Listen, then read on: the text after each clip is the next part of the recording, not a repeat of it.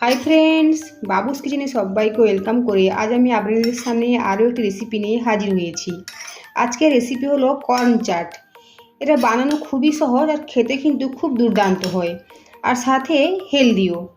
তা চলুন যাওয়া যাক রেসিপির দিকে। আমি কীভাবে বানিয়ে নিয়েছি এই কর্ন চাট, আর ভিডিওটি স্কিপ না করে লাস্ট পর্যন্ত দেখার জন্য অনুরোধ রইল।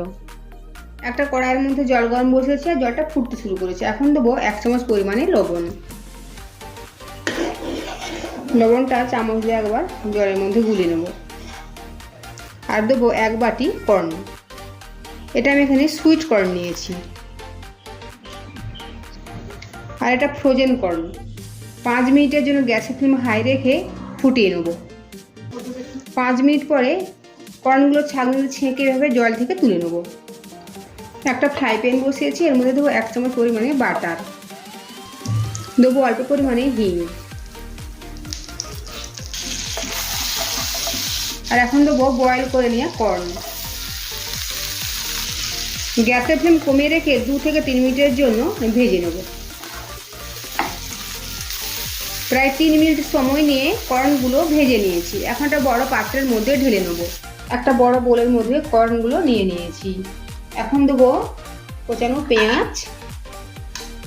এখানে আমি একটা বড় সাইজের পেঁয়াজ একদম ছোট ছোট করে কেটে নিয়েছি, আর সাথে নিয়েছি শসাটাও একদম সরু সরু করে কেটে নিয়েছি। মিডিয়াম সাইজের একটা টমেটো ছোট ছোট করে কেটে নিয়েছি। কোচানো কাঁচা লঙ্কা, অল্প পরিমাণে লাল লঙ্কার গুঁড়ো, চাট মশলা, নর্মাল লবণ 1/2 চামচ, বিট লবণ 1/2 চামচ, দেবো চিলি ফ্লেক্স,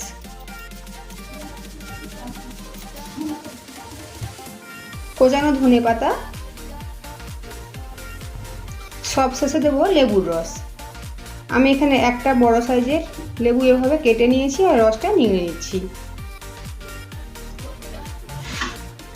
আপনারা আপনাদের স্বাদ মতোই সমস্ত উপকরণ দেখে শুনে দেবেন। সমস্ত উপকরণ এখন ভালোভাবে মিশিয়ে নেব। সমস্ত উপকরণ খুব ভালোভাবে মিশিয়ে নিয়েছি। এখন সার্ভ করব। তৈরি হয়ে গিয়েছে কর্ন চাট। একদম কম সময়ের মধ্যে ঝটপট বানানো কর্ন চাট। আজকের আমার এই রেসিপি যদি আপনাদের ভালো লেগে থাকে তো অবশ্যই কমেন্ট করে জানাবেন কেমন হয়েছে। সাথে লাইক, শেয়ার ও সাবস্ক্রাইব করার জন্য অনুরোধ রইল। আর পাশে থাকা বেল আইকন প্রেস করার অনুরোধ রইল আমার প্রতিদিনের ভিডিওর আপডেট পাওয়ার জন্য।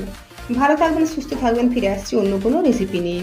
আর ভিডিওটি লাস্ট পর্যন্ত দেখার জন্য ধন্যবাদ।